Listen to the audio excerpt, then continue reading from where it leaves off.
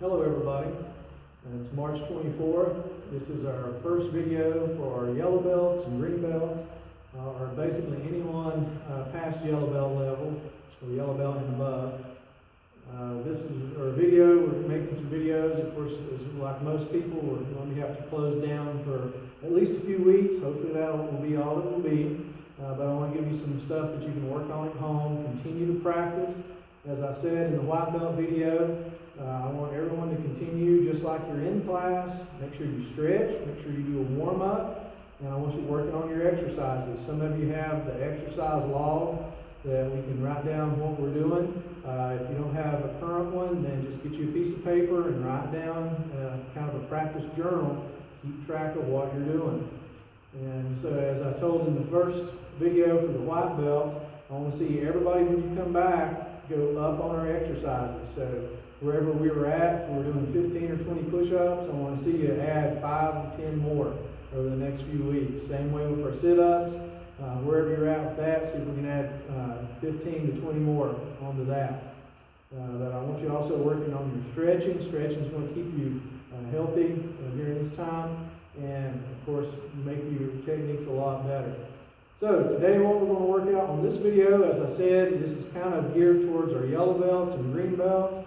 Can be practiced by any of our higher belts as well. It's a good exercise. Don't ever forget, as you practice and you go higher levels, don't forget the basics and the fundamentals. So what we're going to do is we're going to start off with a basic drill. It's going to work some of our footwork, and it's going to work on some basic blocking as we do that footwork. I may show it in a couple different ways. We're going to start it off very kind of classical, meaning so if I'm here in my horse stance, I'm going to have my hands chambered.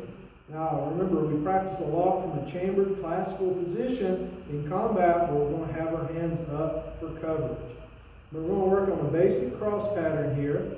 So from my horse stance, we're going to take our left foot and we're going to slide it in and step behind into our rear cross, and we're going to pivot left into our right 45.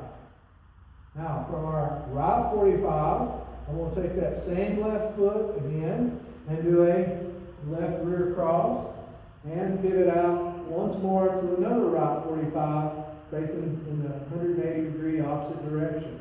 Now from here, back to our horse stance. So that's a basic step pattern that I want especially yellow belts working on. As I said, there's reasons why we work certain stances and certain drills at different levels. This one is geared towards you. It can be helpful to the higher belts as well. So from here, once again, we're going from horse to cross to 45, and then from 45, rear cross to 45. And we can simply bring our right foot back up and we're to our original starting place. Now, technique-wise, what we can add with that, as I do my left rear cross, I'm going to pivot left, I'm going to circle, cover the face as I do a downward block and block out.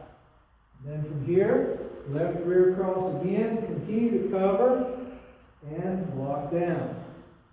So I'm keeping the left hand chambered in this position and back. So I'm going to scoot back a little bit. If we're doing a little more on the coverage-wise, I'd have my hands up in a fighting stance. As I'd step back, I would continue to cover and keep my cover on the turn.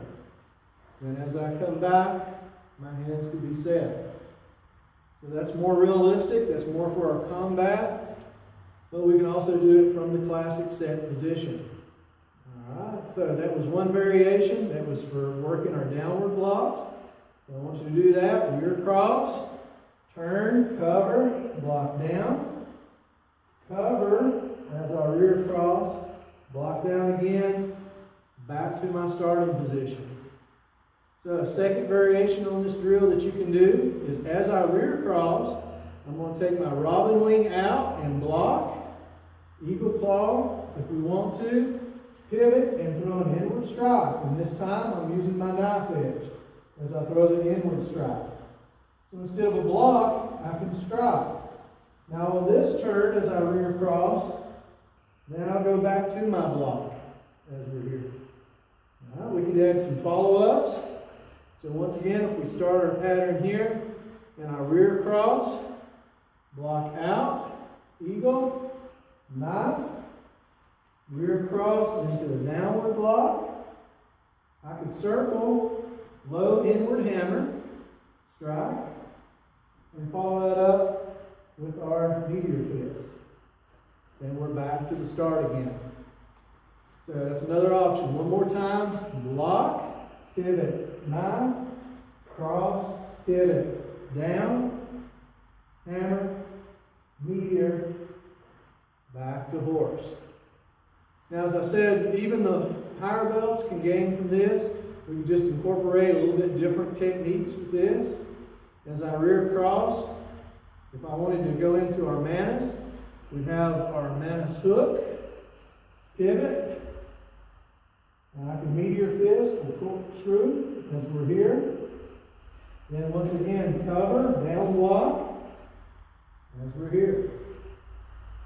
All right. And if I wanted to follow up again, low hammer, meteor.